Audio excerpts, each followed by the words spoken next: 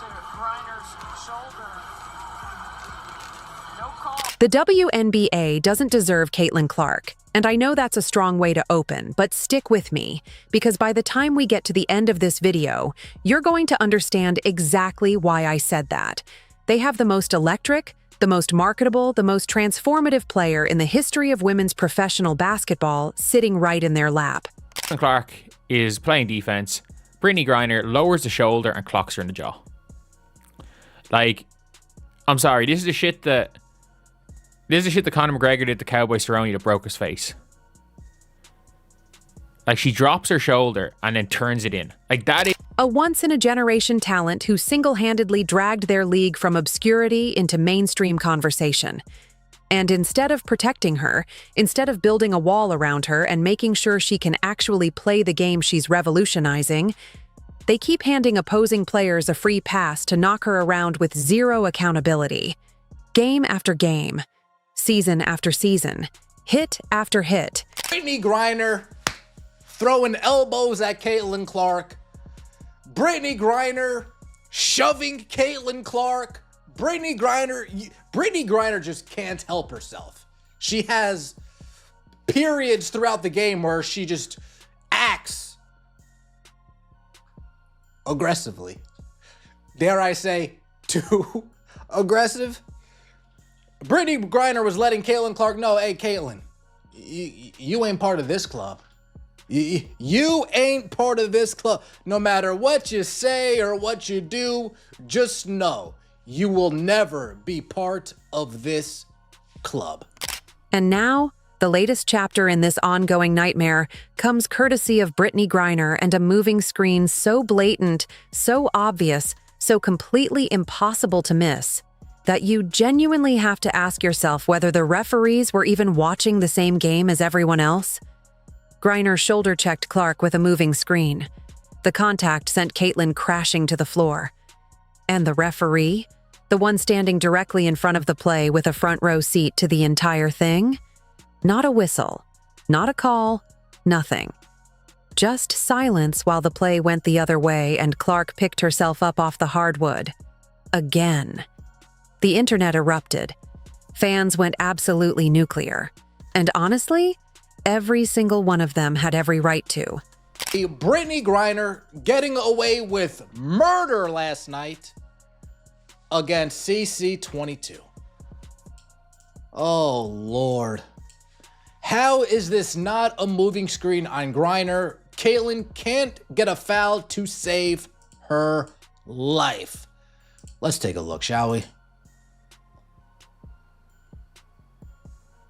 Ooh.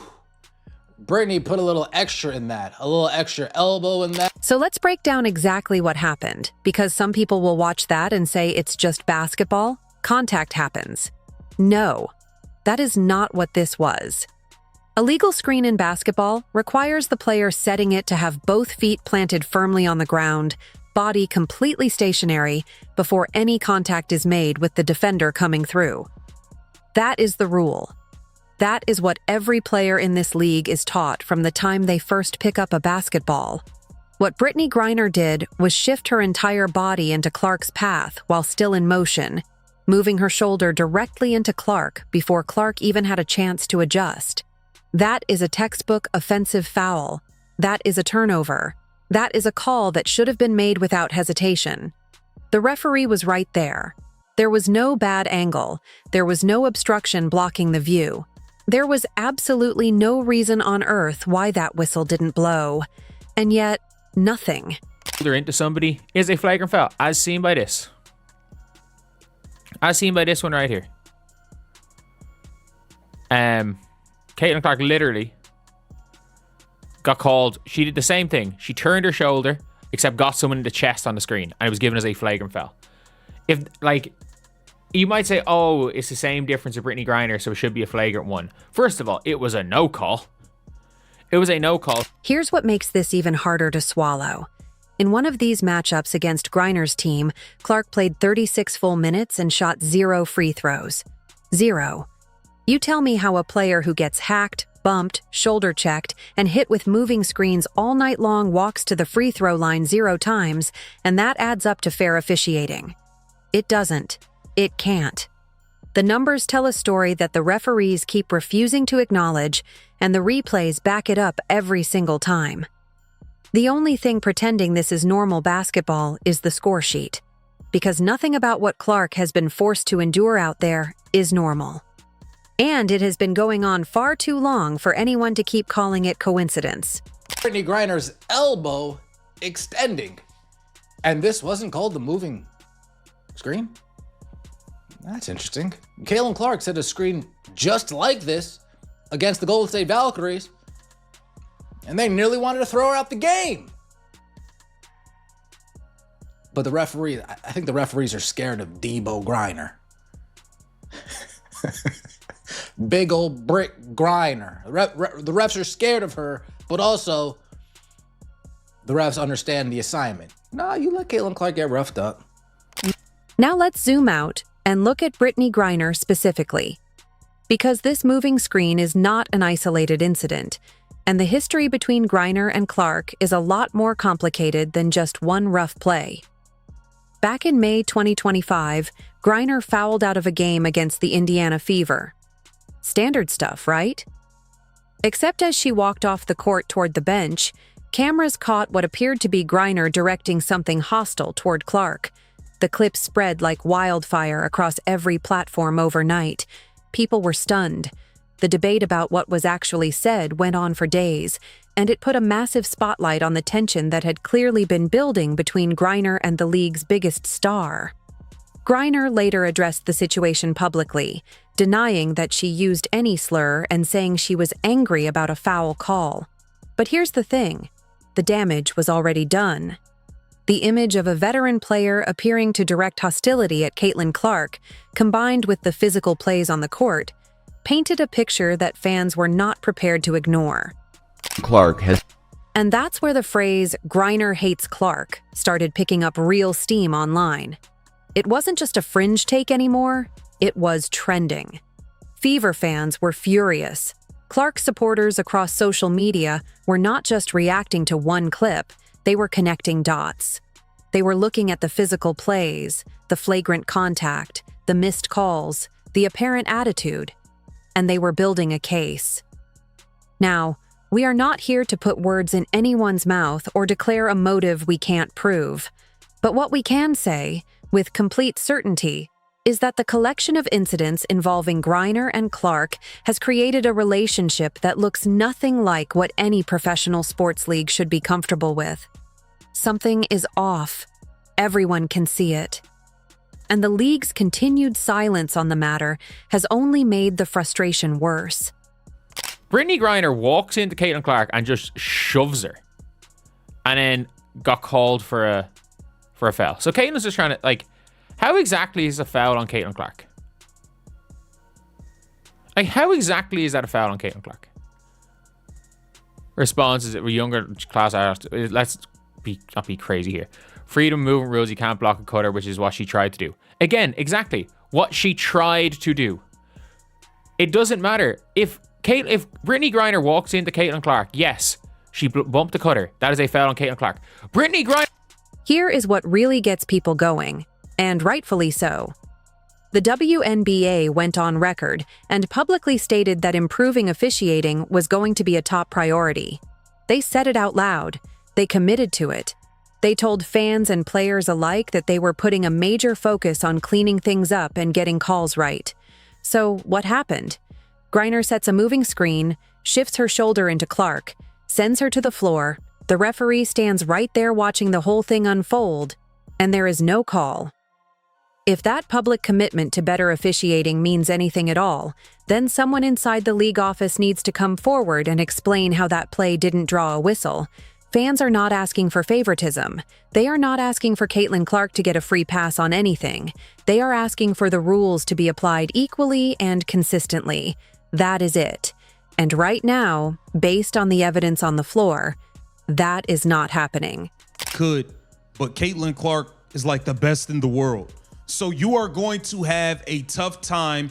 A lot of those shots Caitlin Clark made wasn't easy. They're contested. She's fading away from three. The girl's pulling up from Baghdad. I mean, What more could you do? Layla Khan was fouling nonstop. She did all she could to try to slow down Caitlin Clark, and Caitlin Clark still goes and gets 25 points without a single free throw. It's obvious she doesn't get, the whistles like Asia Wilson, Paige Beckers, Brianna Stewart, but that's neither here nor there. And here's the piece of this puzzle that the numbers make undeniable. When the officiating is fair, when Clark actually gets to operate in an environment where the rules mean the same thing for every player on the court, the Indiana Fever are dominant. They win convincingly. Clark performs at the elite level everyone knows she's capable of.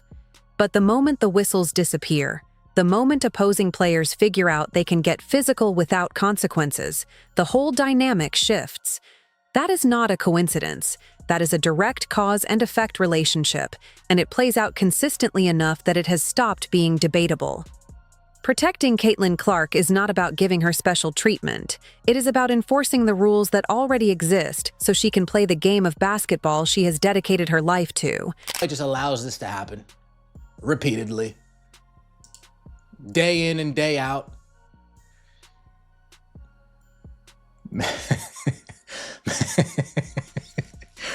Man shouldn't be allowed to play in women's sports. Damn. Dirty ass man playing in the W should have just left his stupid ass in Russian jail. God damn. All Steph White did was scream at Cece to get up. She never protects her players or stands up for her players. Get up, Cece, get up. It was just an elbow to the face by a 7-footer. Now, word has started to circulate that Griner is being spoken to about her conduct and her actions toward Clark. Reports and fan pressure are building from every direction, and the calls for real consequences are getting louder by the day. These are not just a handful of frustrated fans typing in all caps. This is a sustained, organized wave of supporters demanding that the league take meaningful action. Some are calling for suspensions, some are calling for fines, and there is a growing segment of the fan base that is saying outright, if the pattern continues, Griner should not have a place in this league. Is that a dramatic take? Maybe. But you have to understand where that energy comes from. This is not one incident. This is not one bad play in a competitive game.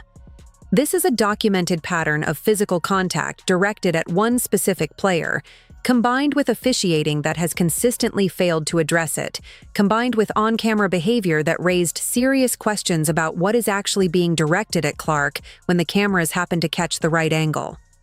When you stack all of that up together, the frustration stops being dramatic and starts being completely reasonable. Action, but I've seen people be ejected for less.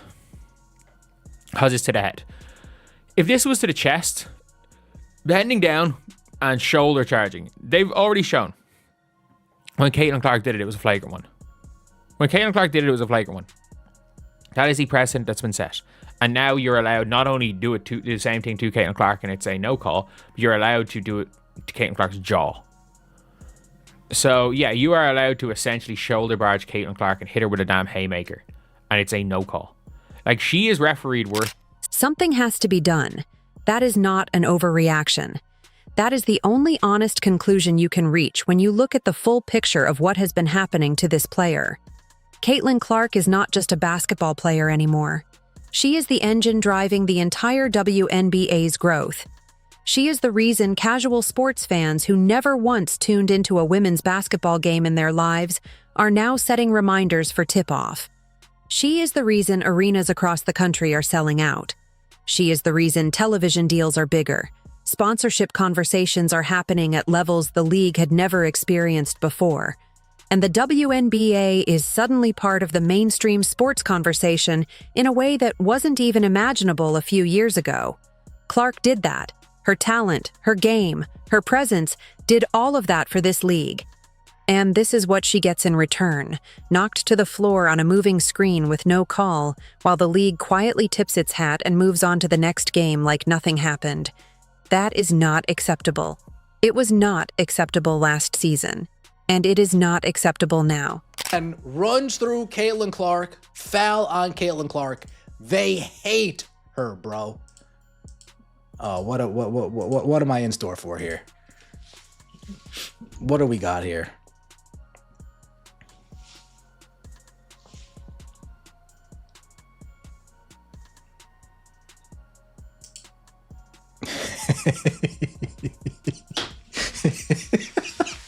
Nothing about this is a basketball play. There is absolutely zero basketball play in this. Caitlin Clark herself has never made a public circus out of any of this. She doesn't call players out by name in press conferences. She doesn't go on social media and air her grievances.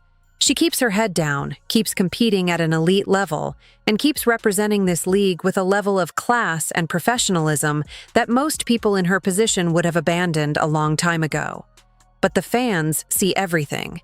And right now, those fans are watching Brittney Griner shoulder check their favorite player to the hardwood floor, watching the referee stand there and do absolutely nothing. And they are asking one very straightforward question. When does this stop? Because if the WNBA doesn't come up with a real answer to that question, backed by real action, real discipline, and real accountability, then the fans are going to answer it themselves, with their attention, with their viewership, with the volume of their voice across every platform this league depends on to stay relevant. And the WNBA should understand by now, after everything they have witnessed over the last 2 seasons, that when Caitlin Clark fans decide to make some noise, the whole world stops and listens.